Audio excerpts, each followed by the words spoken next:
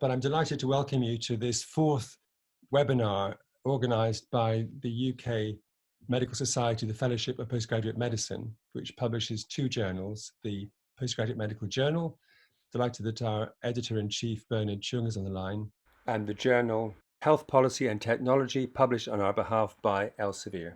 So today the topic is asthma. I'm delighted that we have as our two main contributors, Professor Peter Barnes, who is Fellow of the Royal Society and based at Imperial College in London, and Dr. Mark Levy, a GP, who is also part of the Global Initiative for Asthma.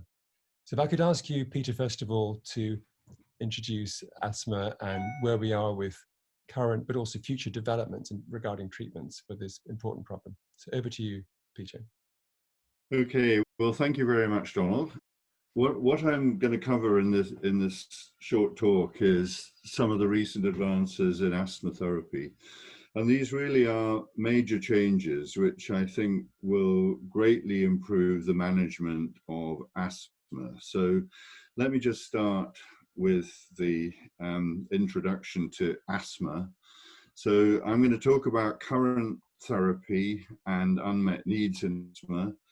The new approach using single inhaler maintenance and reliever therapy, and even more recent innovation of anti-reliever therapies as the only therapy, and then talk about some of the new treatments for severe asthma, which are biologicals. So asthma is probably the commonest chronic disease in the world now. The UK has the highest prevalence of asthma of any country in the world, affecting around 10% of adults and up to 20% of children. And what we've seen is a global increase in the prevalence of asthma, which now affects over 400 million people in the world. People do die of asthma still, unfortunately, and despite the fact we have very effective therapy that we know can prevent death, mortality is not going down, and especially in children and elderly people. Asthma is a leading cause of hospital admission and time taken off from work. And at the moment, we don't have any curative therapy. So this means that it's a chronic disease that involves long-term and often lifelong therapy. And this imposes very high medical and societal costs. So GINA is the Global Initiative for Asthma, which are global management strategy for asthma. And this is showing the previous GINA recommendations, which are stepwise treatment based on the severity of asthma. So it goes, as you can see here, from step 1 to step 5. And that means from mild, moderate, severe to very severe asthma. And there's an escalation of therapy. The severity is actually based on the need for drugs to control asthma. So, for example, as we will come to severe asthma, that's really defined by the fact it's not controlled by less treatment, so that it needs more treatment than inhaler therapy. So what you can see is that for moderate to severe asthma, the preferred therapy is inhaled steroid and long-acting beta agonists that are given as a combination treatment. On top of this, patients need a reliever, which is a rapid-acting bronchodilator that rapidly relieves symptoms. And most commonly used are short-acting beta agonists, salbutamol and terbutaline. So this is the treatment that was recommended for many years. But in the real world, using these treatments, asthma is poorly controlled. So this is a study from a colleague of mine, Martin Partridge, that looked at asthma control using a questionnaire in several European countries. And all of these patients were prescribed inhaled steroids, and most of them had a combination of inhaled steroids and LABA, which are the recommended treatments for most patients.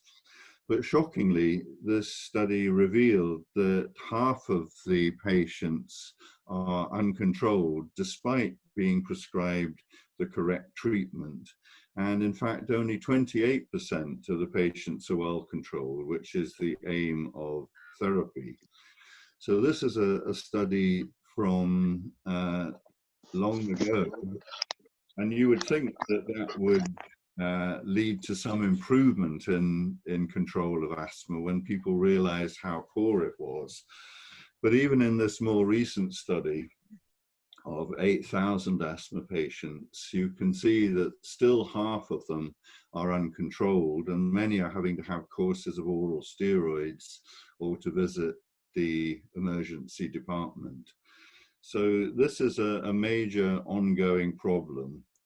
And the reason is not that the treatments are wrong, but the patients are not taking the treatments properly, either because they don't take them at all, which is particularly the case for inhaled steroids, where adherence is as low as, is often less than 20% in the real world, or they may not be using their inhaler correctly, so they're not getting an adequate dose into their airways.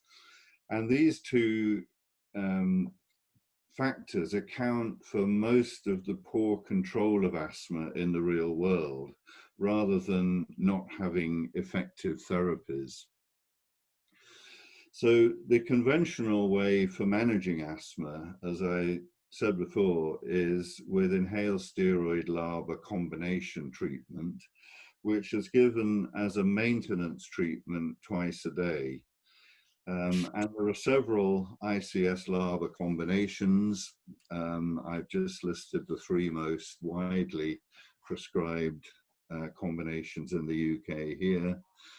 So patients are taking these twice a day as a regular treatment, but they also get symptoms from time to time, which they treat with a reliever as needed, usually salbutamol, I must say.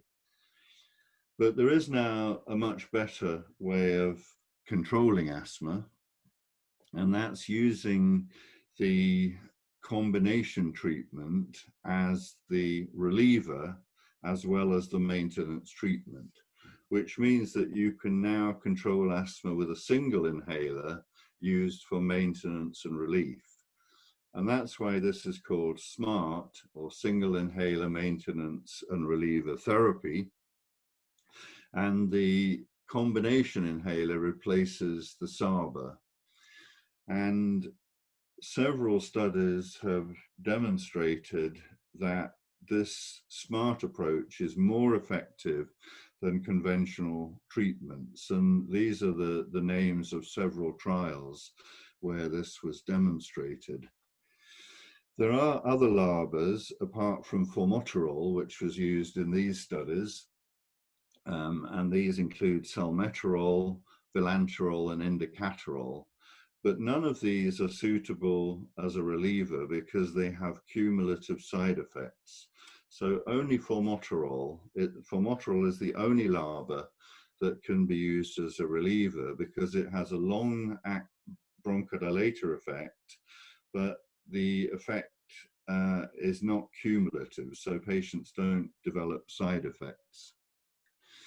So if we look at these trials comparing SMART with other therapies like high-dose inhaled steroid or fixed-dose LABA ICS, you can see that there are less severe exacerbations in the SMART group, which are shown by the red bars. So this is a very good strategy to reduce exacerbations.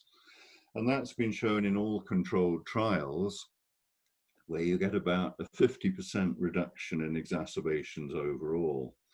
But this is an interesting study because it's done in real life, So what they did was introduce SMART to whatever they were treated with before. And what you can see is a dramatic reduction in exacerbations once the patients are switched to SMART. And that's very likely explained by the fact that patients were often never using inhaled steroids. They were just using their reliever. But if they use a reliever that contains a steroid, which is the strategy of SMART, then the only steroid they get is in the reliever, but that's enough to reduce exacerbations. So that's quite a dramatic improvement.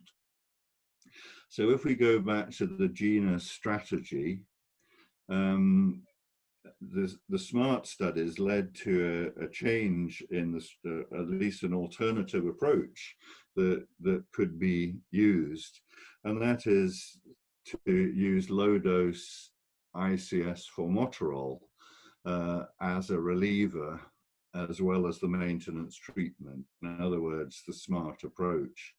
And that's a very effective approach for people with moderate to severe asthma.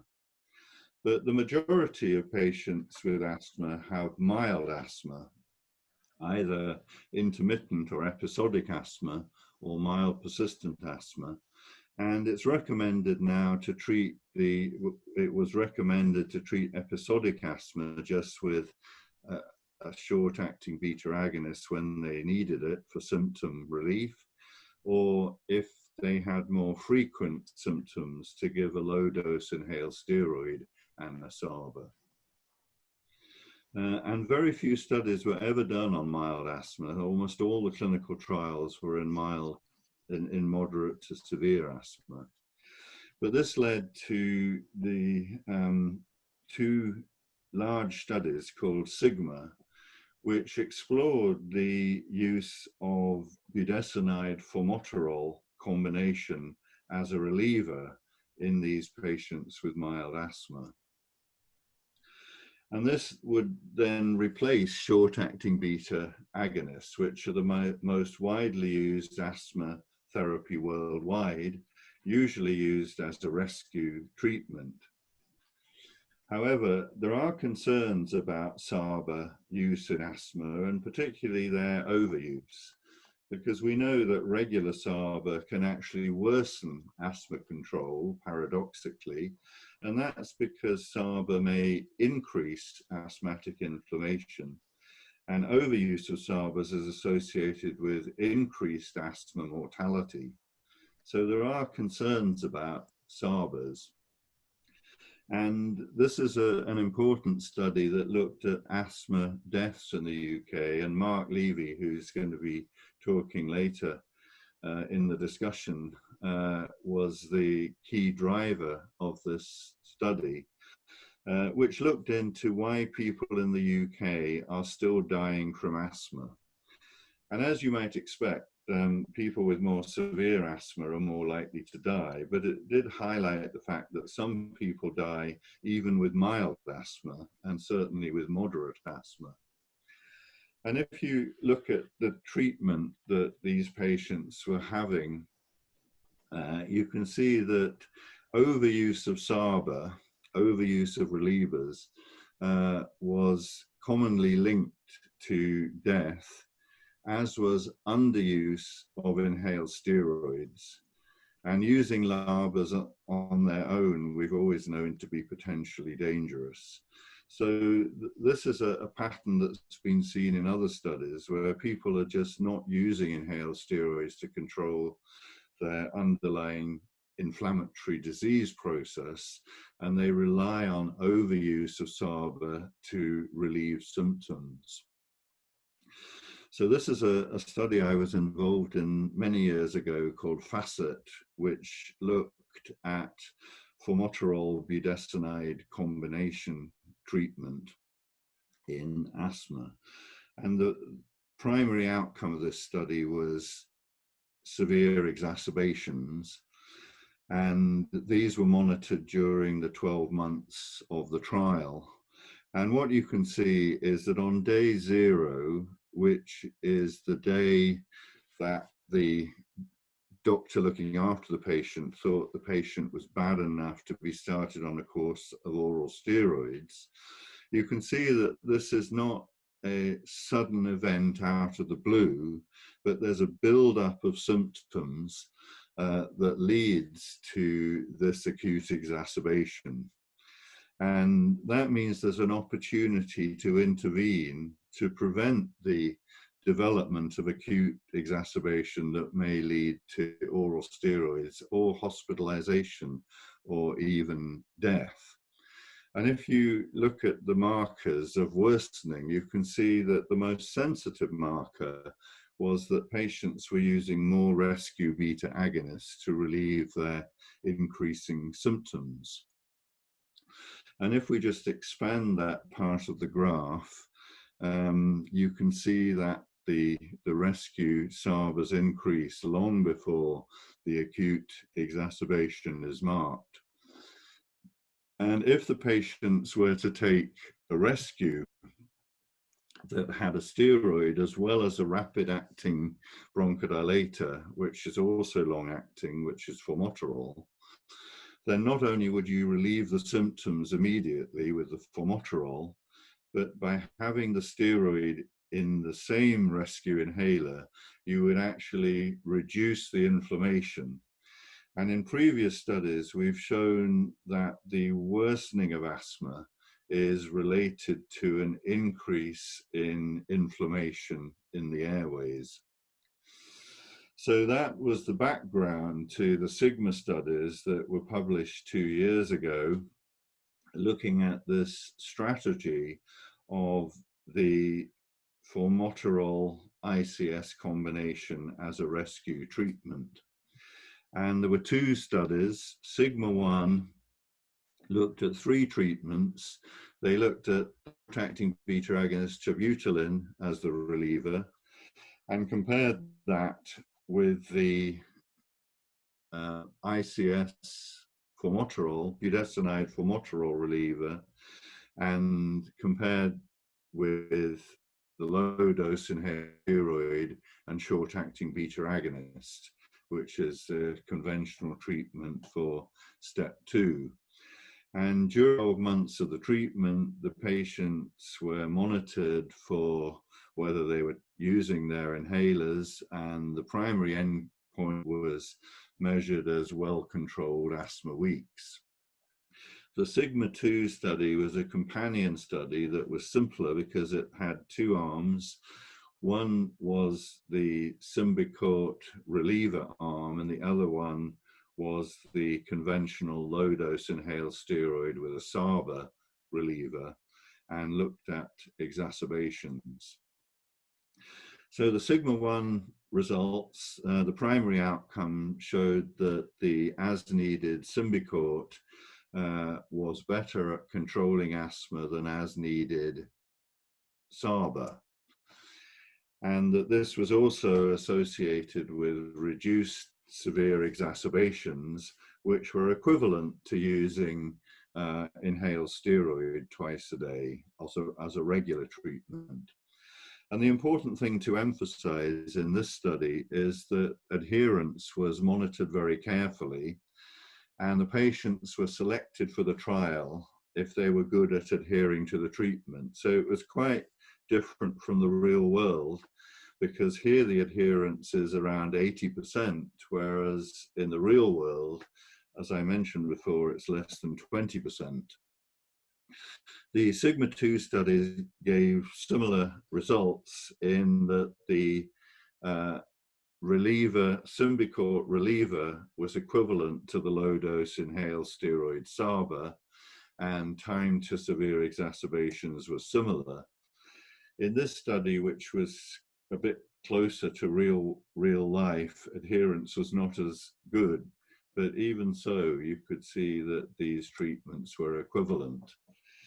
And that led to a third study called Novel Start, which tried to be more like a real world study. It was an open label study looking at salbutamol reliever versus Symbicort reliever versus regular inhaled steroid and salbutamol. And what you can see is that severe exacerbations were actually much better with the Symbicort reliever group. And that's because probably adherence with the low-dose inhaled steroid was not as good as in the previous controlled trials that I showed, because this is more like an open label study closer to real world. And one concern was that using this approach rather than regular inhaled steroids wouldn't control the underlying inflammation. And the best way of measuring asthmatic inflammation is with nitric oxide in the breath. And what you can see is that the Symbicort reliever gave just as good a control of inflammation as the low-dose inhaled steroid. So you can see those lines are equivalent. And both of them reduce inflammation compared with the SABA alone group. So this has led to a marked change in the GINA recommendations. So now in steps 1 or 2, there is the possibility to use the as-needed ICS formoterol or Symbicort reliever. And this is the preferred controller. And that means that the Symbicort reliever or ICS formoterol reliever is the preferred elite reliever across all steps of asthma therapy. In other words, for everyone. And nobody needs to use the SABA relievers anymore. So this is a very important change in asthma management, which actually improves asthma management, but at the same time simplifies it. So I think addresses this major concern that patients are not using inhaled steroids in the real world. And I lastly want to finish by talking about the patients with the most severe asthma, which is step 5. These patients are not controlled even with smart therapy, even when they take the therapy, so they need some additional treatment. So these patients with severe asthma are defined by the fact they're not controlled by ICS, despite adherence and being able to use their inhalers correctly. So it's a true lack of responsiveness, and it accounts for around 5% of asthma. But although this is a minority of patients, it accounts for over 50% of the healthcare spending in asthma, because these are the patients more likely to be admitted to hospital. We now recognize that within severe asthma, there are several phenotypes which can be distinguished by the different patterns of inflammation that you can measure in sputum. So about half of them have increased eosinophils. So this is a type 2 immune response. So we call these T2 severe asthma patients. The remaining 50% we call non-T2 because their eosinophils are not increased, and they may have increased neutrophils, or they may have no increase in inflammatory cells. Now, what we do have now is new treatments to deal with the T2 severe asthma patients, and these are biological therapies which are blocking antibodies.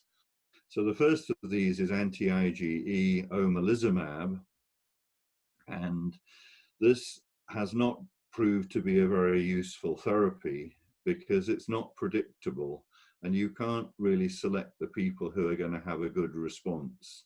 And many patients who you think would respond don't respond well. But we now have much more effective antibodies, and these are either blocking IL-5 or IL-4. And the big issue with these antibodies is they're very expensive compared with inhaler therapy, and they cost £15,000 to £30,000 a year. So it means that we have to be very careful in selecting the right patients who are going to benefit from these. And in this respect, biomarkers have turned out to be very useful for predicting the people that will respond to these treatments. So the first treatments are blocking the cytokine interleukin-5, which is produced mainly by Th2 lymphocytes and also by innate type 2 lymphoid cells called ILC2 cells. And this IL-5 is a key cytokine for driving eosinophilic inflammation. It's critical for the differentiation of eosinophils in the bone marrow. So you can't make eosinophils without IL-5, but it's also important for priming and survival of eosinophils in the airway. So it was an obvious target to block. And there are two blocking antibodies, mepolizumab and restylizumab. And there's an antibody that blocks the IL-5 receptor, which is IL-5 receptor alpha, called benralizumab. And these three antibodies are now all available as treatments for type 2 severe asthma. The most effective of these three is benralizumab, which is blocking the IL-5 receptor. And this is a cytotoxic antibody, unlike the others, which means it actually depletes the eosinophils that express the IL-5 receptor. And this treatment is very useful for uncontrolled asthma that's not controlled on maximum inhaled steroids and LABA, and is given as a subcutaneous injection every 8 weeks. And in this trial, you can see that it reduces exacerbations by around 50% in the people who have increased blood eosinophils. And luckily, blood eosinophils have turned out to be just as useful as sputum eosinophils in predicting which people have T2 severe asthma. So it's very easy to then select the patients who are going to benefit from anti-IL-5 therapy. One of the things that's been found in these studies is that anti-IL-5 doesn't much improve the symptoms of asthma. It mainly reduces exacerbation, but very importantly, it also reduces the need for oral steroids, which have a lot of side effects. And in many patients that were maintained on oral steroids can completely come off the treatment. The other biological that's very potentially useful in asthma is dupilumab, which has now been approved in all countries, but has not been approved yet by NICE because it's expensive like the other biologics. This is an antibody that blocks the IL-4 receptor alpha and is given as an injection. Unfortunately, it has to be given every 2 weeks, whereas benralizumab can be given every 8 weeks. And measuring nitric oxide in the breath has turned out to be the best biomarker for which people are going to respond to this. And that's something that's easily measured. So this dupilumab, as you can see here, is reducing exacerbations. And in this respect, it's more effective than anti-IL-5. So in this study, it's reducing exacerbations by almost 70%, but it also improves lung function and symptoms, unlike the anti-IL-5. So this is at the moment, is the best treatment there is for T2 severe asthma. And a particular advantage is that it's very effective on atopic dermatitis or eczema and chronic rhinosinusitis, which many patients with eosinophilic severe asthma also have. So it's actually treating all of these diseases with the same therapy. So in conclusion, asthma is poorly controlled in the real world, despite the fact that we have very good therapies. And that's because people are not taking inhaled steroids and they over-rely on short-acting beta-agonist relievers. So it looks now as if anti-inflammatory relievers, which is a rapid-acting beta-agonist that has an inhaled steroid, is the most suitable reliever for all asthmatics across all severities. And that means we probably have to get rid of people, get rid of the use of short-acting beta-agonist relievers, because these are potentially dangerous and they stop people using inhaled steroids, which then leads to asthma death. For severe asthma, if they have eosinophilic T2 asthma, we now have new treatments that are very effective in reducing exacerbations and may eliminate the need for oral steroids in the future, which would be a great advance because oral steroids have a lot of side effects after long-term use. We still have half of the severe asthma a non-eosinophilic or non-T2, and for these patients, we don't have any effective treatments at the moment. So there is now a lot of research looking for new treatments for these severe asthma patients in the future. Thank you very much, Peter, for an excellent overview of the management of asthma. Can I hand over now to Mark Levy? Mark, what are your reflections on what Peter's been saying? And perhaps you could say a bit more about the Global Initiative for Asthma. Thank you, Donald, and thank you, Peter, for a wonderful talk. Well, first of all, on GINA. GINA is an international body of asthma experts from primary, secondary, and also tertiary care, and currently chaired by Prof. Louis-Philippe Boulet, who I'm delighted to see is in the audience today. And we produce a strategy document, and drug recommendations are made on the basis of at least one regulatory body's approval. But in some cases, as it has been illustrated by Peter today, we do make recommendations where patient safety is concerned based on evidence and efficacy of treatment regimes. And that's what led to the recommendations on the as-needed use of ICS formoterol. We've also got a new initiative on the GINA website where we've formed an academy to try and help people to implement guidelines. So there's a suite of courses for people who are interested to do them. And I'd just like to highlight something that Peter said,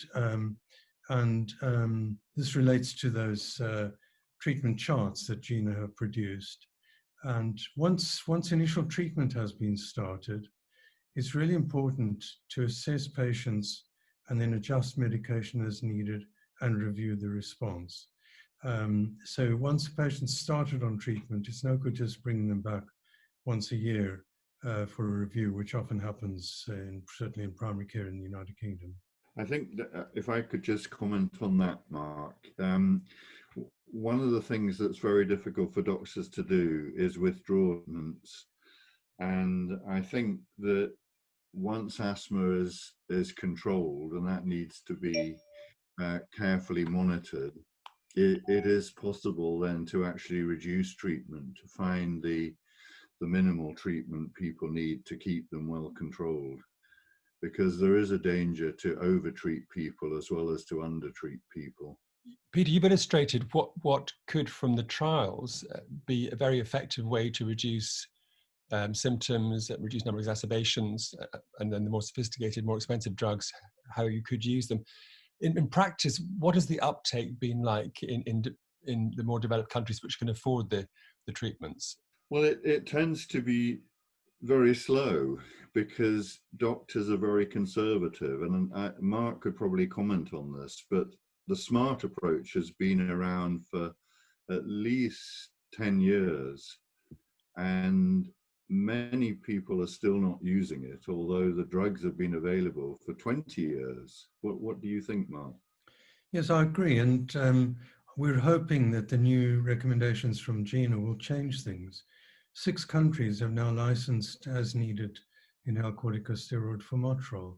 And it just makes sense, as you explained so eloquently, that for people who've got mild or moderate asthma who are not taking their medication regularly, it makes sense to prescribe something that'll both give relief and prevent exacerbations and even deaths. And in my view, the GINA recommendation should really be taken up more widely, and hopefully we'll get regulatory approval in Europe in the not too distant future. I think one barrier to using this approach has been that people think that the anti-inflammatory, well, it is the case that anti-inflammatory reliever is more expensive than using a SABA, especially as generic SABAs, generic Ventolins are the most widely used relievers. And if you actually work out the true costs, which take into account the cost of additional treatments and hospital admission, the anti-inflammatory reliever approach is actually cheaper because you have less exacerbations, so less hospital admissions, less use of other treatments. So Tarzan's question is, will the reduction in pollution during lockdown, or will it or has it affected the number of people being diagnosed with asthma or the severity of their current disease? Well, I think that's a really interesting question, and that's one of the things that people are looking at now, because air pollution has decreased markedly in big cities with less traffic. It's difficult to evaluate because people with asthma are staying at home, and so they're not getting as many exacerbations because they're not getting as many upper respiratory tract viral infections. So I don't know whether from general practice perspective, Mark, you've seen that in your patients. Well, there's certainly, from the data that's been available, certainly fewer people are attending hospital with acute asthma. And certainly in the UK, more people are taking their medication more regularly now, because as we were saying earlier, the UK ran out of inhaled corticosteroids earlier in the year because people were ordering so many. But there's no doubt that there are less people having asthma attacks, and one can only assume that the reduced pollution has had an effect. But as you say, it's hard to prove. But it could be because they're not getting rhinovirus infection, Sure. which is the commonest cause of exacerbation. Sure. But anyway, there are some good aspects of the pandemic. A further question perhaps for you, Peter, is, are there any helpful lifestyle modifications that could be introduced that would complement pharmacological therapies to help reduce asthma symptoms? Well, I mean, there are a lot of studies looking at different dietary interventions, and some studies show that having more fish oil could be protective. Some studies show that vitamin D and vitamin C could be protective. So I don't think there's any clear recommendation. Avoiding pollution, not smoking. I mean, cigarette smoking is still as common in asthmatics as in the non-asthmatic population. And we know that cigarette smoking is bad for asthma in many ways, but it certainly makes it more difficult to control, and you end up having to use higher doses of steroid. So there are several things that people can do. I mean, avoiding pollution, not smoking, having a healthy diet. On the GINA figures, we've also got a cycle called Assess, Adjust and Review. And part of the Adjust and the assessment section is really lifestyle interventions, and stopping smoking, doing more exercise and allergen avoidance there is some evidence that it does make a difference. We have another question now from Wade Dimitri. Hi, Peter, I've very much enjoyed your talk. At the beginning of your talk, I noticed that this country has a high prevalence or maybe the highest prevalence of asthma. To my uninitiated mind, I would have thought that sort of warm countries with a high pollen content would have a higher prevalence. But I wondered why this country has such a high prevalence. Well, it's a very good question, Wade, and we really don't know the answer, but we know that asthma, we used to think that it was linked to things like climate, because you didn't see it so much in tropical countries. In fact, asthma is still almost unknown in rural Africa and India, and it is very much related to the Western lifestyle. And it's been difficult to identify exactly what it is about the Western lifestyle that makes asthma more prevalent. But it's probably a combination of many things, like air pollution, diets that have less antioxidants, and crowding into indoor environments, because at least in northern climates, because of the temperature of the air outside. So probably many factors, but it's related in general to Western civilization.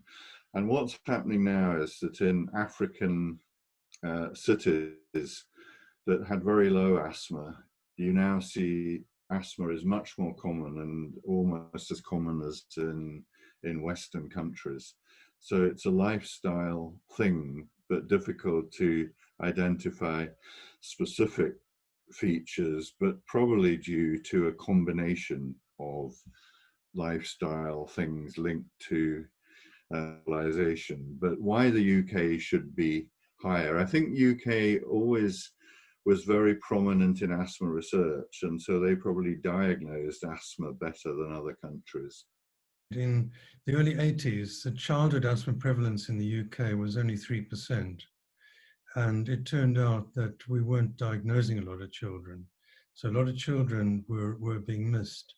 In fact, we did one of the first studies in 1984, published in the BMJ, which showed that children were attending GP surgery more than 17 times for respiratory problems before the word asthma appeared in the notes.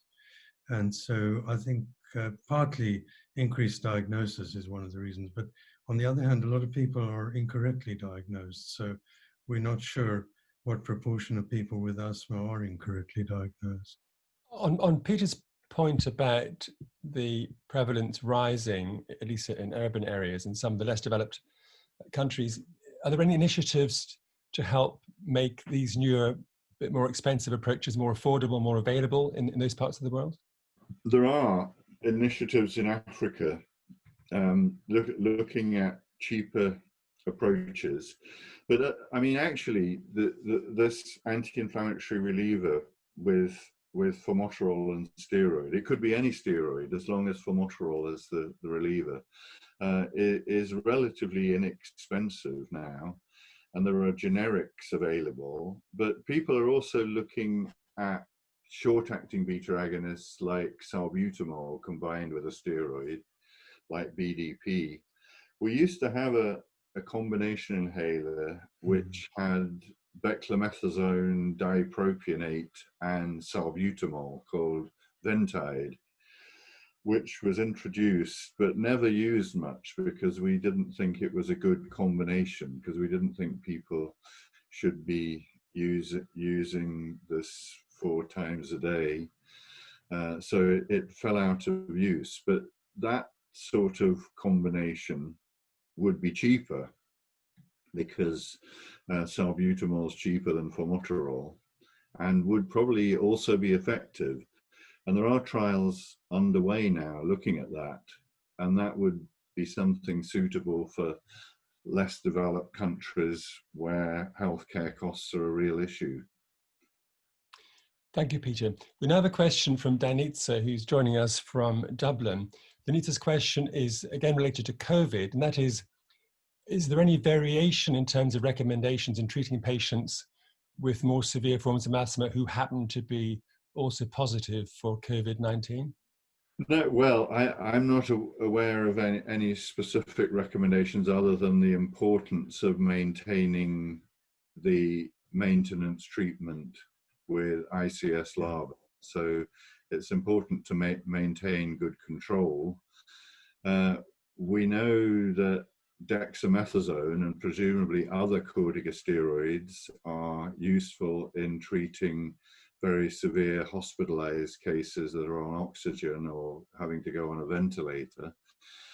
And in the epidemiological studies of COVID-19, it was found that asthma seemed to be underrepresented. I mean, this was certainly the case in China.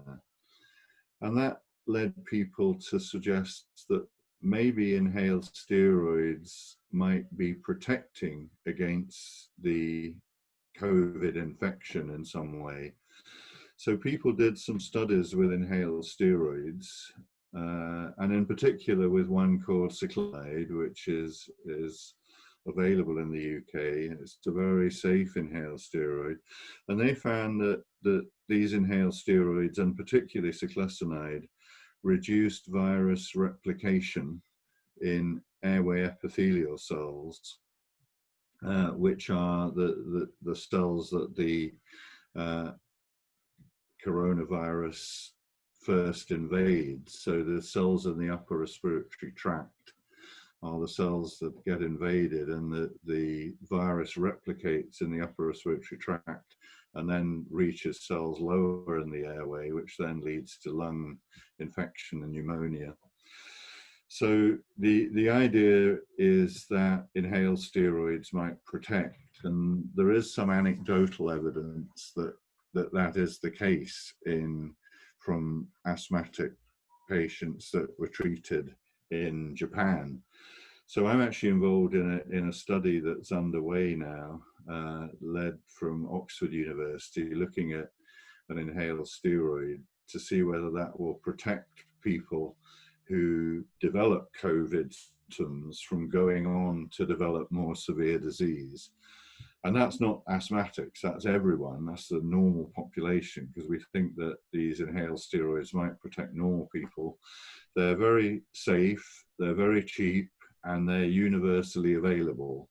So if this trial were positive, this would be extremely valuable, because I think the key thing that we need to do with COVID is to stop the relatively mild disease becoming severe.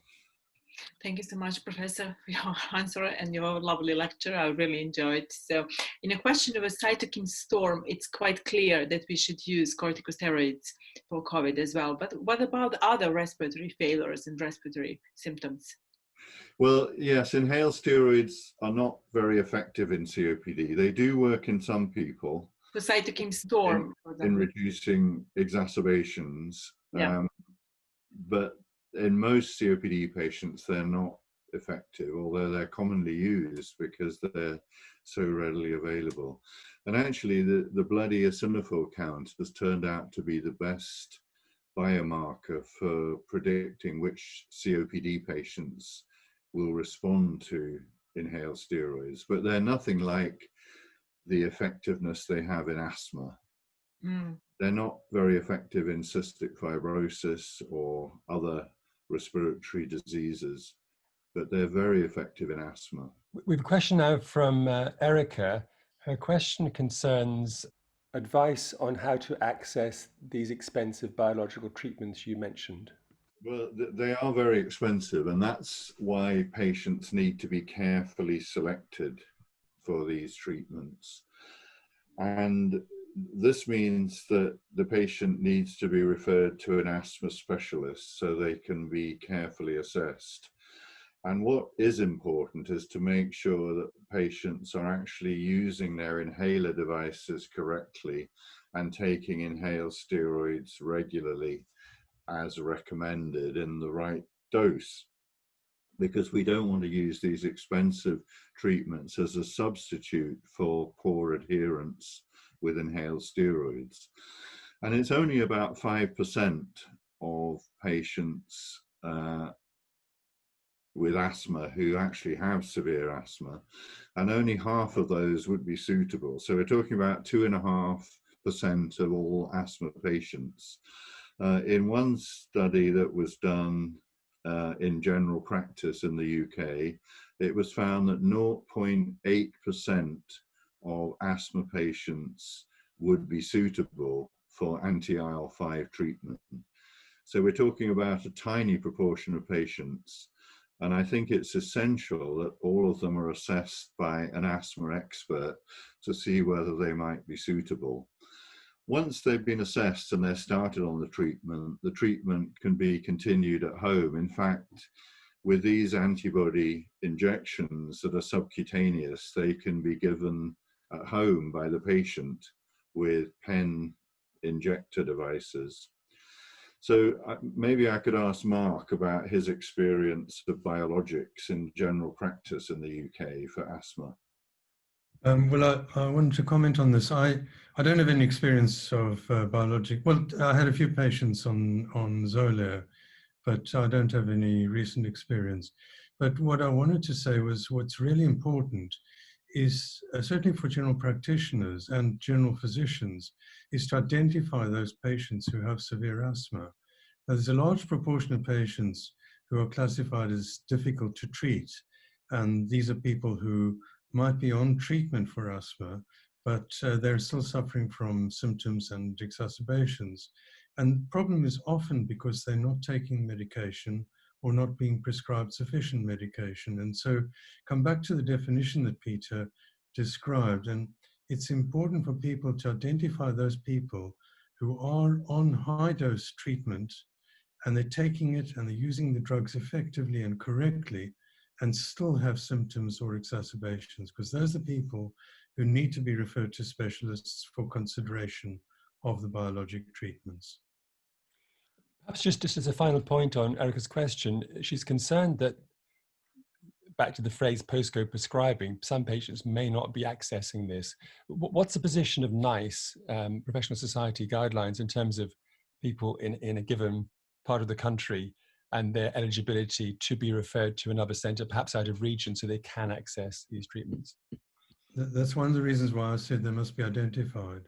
Because if we identify the patients who potentially could benefit, then they can be referred to a respiratory specialist who could then have access to the biologic treatments. I think dupilumab, which is the anti-IL-4 receptor alpha antibody, is not yet, it's approved by the regulators, but not by NICE. And I don't really understand why, because it is the most effective treatment that has ever been marketed for severe eosinophilic asthma. But it's no more expensive than benralizumab. Yeah. And it also works in eczema and chronic rhinosinusitis, which many of these patients also have. And at the moment, they get treated with 3 different treatments. They get steroids on the skin, steroids in the nose, and steroid inhalers. I was discussing this with Mark earlier. If you look at the summary product characteristics for steroids, one of the unusual but recognized adverse effects is hypercoagulability and thrombophlebitis, thromboembolism, and so on. And going back to COVID-19, it's interesting that one of the reasons for unexpectedly worse hypoxia of the COVID-19 patients appears to be hypercoagulability and multiple pulmonary emboli. Well, I certainly think it's not a very common problem with oral corticosteroids, although in asthma we tend not, very few patients need high-dose oral steroids. It is a rare complication of high-dose systemic steroids. The point is really that postmortems are not often done to include histology or more detailed examination. Mostly you just get macroscopic postmortems, and many people who die from asthma don't actually get a postmortem done. And so I was just interested in the literature. There are a couple of papers, one dating back to 2014, which linked the hypercoagulability with oral steroid use, but it's also linked with asthma, severe asthma. In the UK National Review of Asthma Deaths, we didn't have one patient And I don't know how common it is. I just don't know that we're looking for it. Thank you very much. The session is now closed. Thank you to our contributors, Peter Barnes and Mark Levy. You can find out more about these free monthly medical updates from the FPM by going to our website, thefpm.org.uk. The next of these on medical burnout on Monday, the 27th of July.